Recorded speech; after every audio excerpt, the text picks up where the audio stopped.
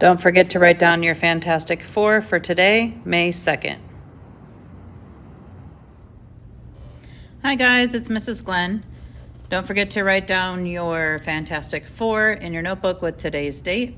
It is May 2nd. All right, so let's get started on the EOC practice test Form C. So for number 1, you will have to make your bell curve at the top just like always. And it says that there is a mean of 35, so we're going to put 35 in the middle. And then the standard deviation is 1.5, so you are counting up 1.5 to the right and down 1.5 on the left. And then it says in part A, what percentage of data lies between 33.5 and 39.5. So that's these columns, which are 4 columns, the one to the left of the mean and then 3 to the right. So that would be adding those percentages up. So 34.1, 34.1, 13.6, and 2.1, and approximately it equals 83.85. And then for part B, it says about 95% of the data lies between which two numbers? And remember, that would mean that it is 2 standard deviations above and below. Sorry for the bell. So 2 standard deviations above and below is about 95% of the data, which would be from 32 to 38. And then we're going to skip over to number 4. Yuri and Peter have a total of $31. Yuri has $7 more than double the amount of Peter. Use the graph to find how much money each of the boy has. So don't forget, you can pause this as you go along so that you're actually being able to copy it down. So if I'm going too fast, just pause so that you have enough time to copy each question. All right, so for the first equation, it is Yuri and Peter, so we're going to do x plus y equals 31. And then the second equation, it says Yuri has 7 more, which is plus 7, then double the amount of Peter, so that would be 2y. So 7 plus 2y, and those are the 2 equations. So the first equation is the intercept equation, where Yuri could have all $31 and Peter has none, and then Peter has all $31 and Yuri has none. So that's the y-intercept and the x-intercept. And then the second equation, I'm going to solve it for y so that I could get it in slope-intercept method. So I just solved for y and got 1/2 x minus 7/2. And I just converted it to a decimal so that you can find it easier on the graph. So those are the 2 equations we're graphing. So we're going to start out with the intercept first, so you will have to make your graph larger just like last time. So 31 is approximately right there, and then 31 on the x-axis is about right there. And then you're going to draw your line between those 2. And then for the second equation, we start at negative 3.5. So again, you're going to have to make your y-axis a little bit longer and go down to 3.5, which is about right there, the blue dot.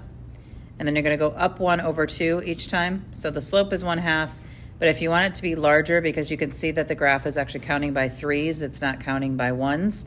So I multiply the top and the bottom by 3, and I get 3/6. So now it's easier to actually go up because you don't have to really count as much. So I'm going to go up 3/6, up 3/6, and I make my line. And then you can see that they cross each other at approximately 23,8. It's not perfect because obviously I'm not a computer drawing these lines, but 23 plus 8 equals 31, and that would mean $23 for Yuri and $8 for Peter.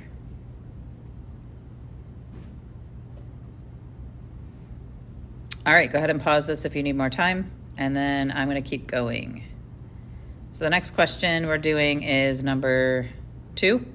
So it says find if the solution is rational or irrational.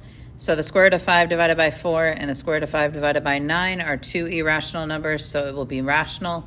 And like we did before, sometimes it would be sometimes, but because this table does not have the sometimes, then we can't select it. So if it happens at all, we have to say yes for rational or irrational. And then 1/6 plus 1 over the square root of 6. So the square root of 6 is not a perfect square, so that's a rational plus an irrational. Therefore, it is irrational because it's not the same. And then for the second one, you would get 6 over the square root of 2 minus 3 over the square root of 2, which would simplify to be 3 over square root of 2, which is irrational. And then the square root of 3 plus 2 1/7, so square root of 3 is irrational and 2 1/7 is rational, so those don't match, so that would be irrational again. And then when you multiply the square root of 50 times the square root of 2, that's 100, and 100 is a perfect square, so 100, square root of 100 is 10, and 10 times 2 5/8 are both rational, so that means the rational answer. So that one tried to trick you because the square root of 50 and the square root of 2 on their own are not rational. However, when you multiply them together, it turns to a rational number. So then they end up being a rational number times the 2 5/8. All right, next one we're going to do is number 3. Find the solution of the system of equations. So because they both equal y, we can make them equal each other. So I'm going to solve for x. So I add 3 first, and then I'm also going to add 3x to the left, which ends up canceling that out. And I'm left with 7/2, which is 1/2 plus 3 is 7/2 x. And then on the right-hand side, 4 plus 3 is 7. So to get rid of the 7/2, I have to multiply by the reciprocal, which is 2 over 7.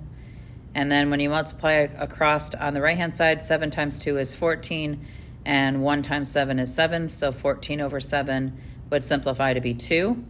And the only answer that has 2 for the x value is C. And just to show you why it ends up equaling -2 is that if you plug 2 back into either equation, I chose the second one, -3 times 2 is -6, and -6 plus 4 is -2. And that matches the y value of C.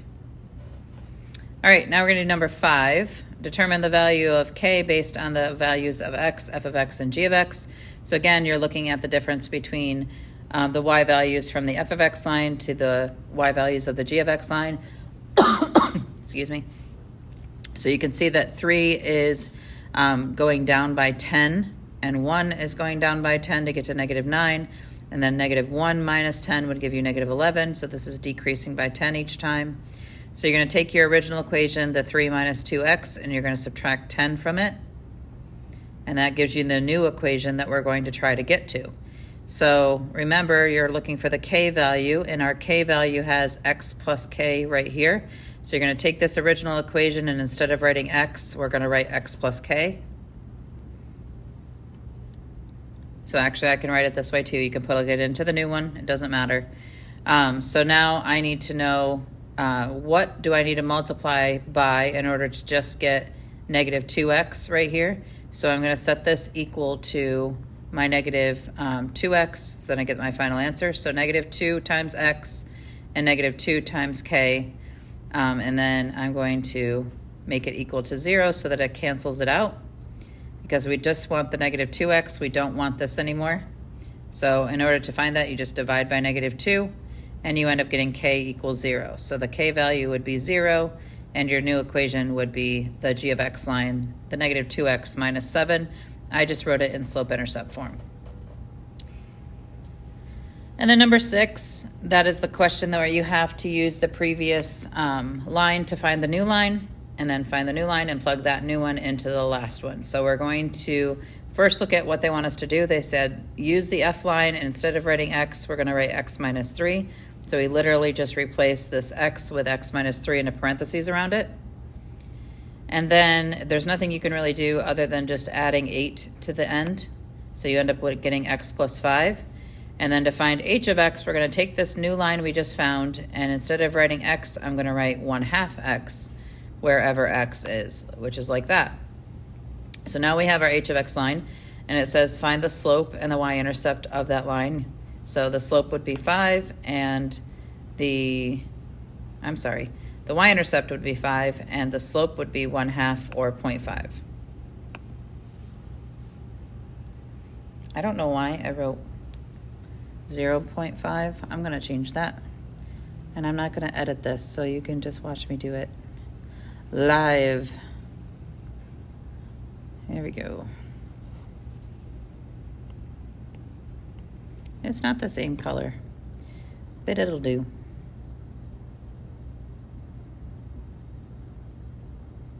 Okay, moving on to number 7. So you're going to cross out number 7. We're not doing it. And then we're going to do number 10. So find the missing value to make the equation false for all the values of x. So first we have to distribute where we can. So we have 1/2 times 2x, and then 1/2 times -5. And then we have a box times everything in the parentheses, which is going to make things a little bit crazy. So you're just going to rewrite it as best as you can. So on the left-hand side, you can see that I already have a 1x. And then on the right-hand side, I have a -5x. So that means I need to figure out what do I need to make so that I can get negative or get positive 1x on the left to match with the right. So what number minus 5x will give me positive 1x? So I know that that would have to be 6x, right? So when I multiply, I'm going to add 5x and I get 6x, like I said. And so then you can just look and say, well, what times 3x equals 6x? And that would be 2. So then your box that you're missing is 2. Because when you go to plug it in, so if we plug 2 into here, 2 times 3x is 6x. And then 6x minus 5x would give you that 1x that we found on this side when we multiplied the half times the 2x and got 1x. So remember, whatever you're trying to do is you're trying to match the left and the right so that they match. And if they don't match, then obviously it's not equal. So the only number that works is 2. All right, so number 11, identify the step in which Isaac made the mistake in solving the following literal equation for the variable y. So first we have to start to distribute. So I'm going to multiply 5 times x and 5 times 4. And then I copy everything down. And then I can combine like terms if I have anything, but I don't. So part A says, or select A, he used the distributive property to get 5x plus 4 plus 3y equals 4 minus 2y. And I have the same thing. Everything matches. Make sure. No, I don't. I have 20, and he did not write 20. I have 3y, he has 4, and then negative 2y. So I have 20 and he has 4, which means he did not multiply correctly using the distributive property. So A is your first mistake. So we actually don't have go any further than A, because A is wrong.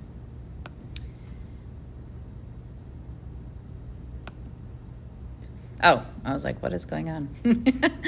Okay, number 12, find the slope and the y-intercept of the graph of the inverse. So remember, inverse just means that you take the x and the y and you flip them in the equation and you solve for the new y equation. So instead of writing f of x equals 8x plus 1.5, I'm going to write x equals 8y plus 1.5. And now I just solve for y. So I'm going to subtract 1.5 from each side. And then divide by 8. And when you do that, you end up with 1/8 x minus 0.1875, which means your slope is going to be 1/8, and your y-intercept would be negative 0.1875.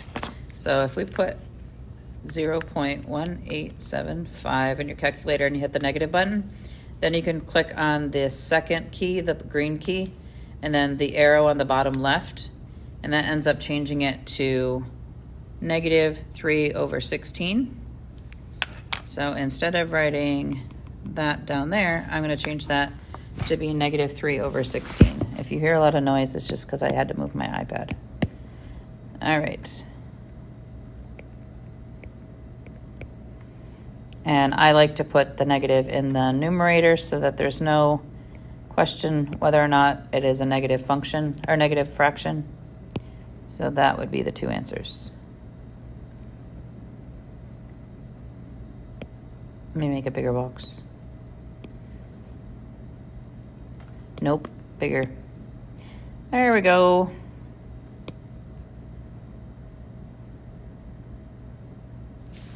All right, number 12. Number 13. Sorry. Write each expression without the perfect square factor in the radicand. So remember, you multiply like things together. So we have nothing to multiply with the 2. However, we do have 8 times 72 that you can multiply with. And 8 times 72 is 576, and that's actually a perfect square. So if you take that into your calculator and hit square root, you'll end up with 24. So 24 comes out, and then it already has a 2 out there. And then x to the 4th is actually also a perfect square, and you can make 2 pairs with that which comes out as x squared. So you multiply all three of these things back together, and you get a final answer of 48x squared. And then for the second part, you're going to multiply nothing with x, so the x is going to stay on the outside. And then 25 times 16 is, well, you can do it that way. So you can actually simplify this before you multiply them if you want to, or you can multiply across and then simplify. So I ended up taking the square root of 25, which is 5, and bringing that out, leaving the x in. And then the square root of 16 is 4, so that comes out and multiplies with the x that was already out there, so you get 4x over here. And when you multiply with this, it would end up being 20x square root of x. So if we were to do it the other way, like I did the first one, 25 times 16 is 400, and the square root of 400 is 20, and then the x would have stayed under, and then there was already an x on the outside. So you would have gotten the same answer. It was just, you could do it two different ways. And then the last one, the square root of 36 simplifies to be 6, and then the 3x squared, you can only take out the x squared part. So x squared has one pair. So one pair would come out and multiply with the negative 3 that's already out there. So you'd end up with negative 3x, and then the square root of 3 would stay under. And then the square root of 45, you can break up into 16 and 3. So when you take the square root of 16, it comes out as a 4. There's already an x out there, so you multiply it with the x that was already out there, so you'd get 4x here. And then the square root of 3 stays under. So the only two that we can combine now are these two, because these two have a square root of 3 where you can add and subtract it. So we have negative 3x plus 4x, which would end up being a positive 1x square root of 3. And then the 6 just tags along, so you would have plus 6. You can either write it in the beginning or at the end, it doesn't matter. And then that would be x squared of 3 plus 6 for the answer for number 13. And that is the last question we're doing for today. So please make sure you go to your grades now and look for any missing assignments that you need to be working on. You should not be sitting here for the rest of the period doing nothing. You should be taking advantage of the fact that you don't have any extra homework other than putting these answers in every Friday. I'm doing this on purpose so that you can get your grade up to the highest that you can get it to before we take the EOC, because remember, you have to pass the EOC and you have to pass the class, and the EOC is 30% of your grade, so you want your grade to be the highest it can be before you go into the EOC, so there's no risk of you having to retake Algebra 1. And I hope you have a good day, and I will see you mañana. Bye-bye.